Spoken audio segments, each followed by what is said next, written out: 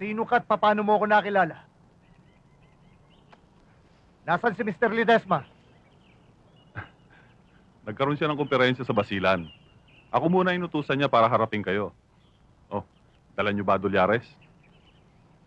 Oo. Pero hindi ikaw ang sadya ko dito eh. Kaibigan, pasensya ka na ha. Siguro mas mabuti tumawag muna kayo sa Maynila kay Mr. Lopez. Pwede naman kami bumalik anytime eh.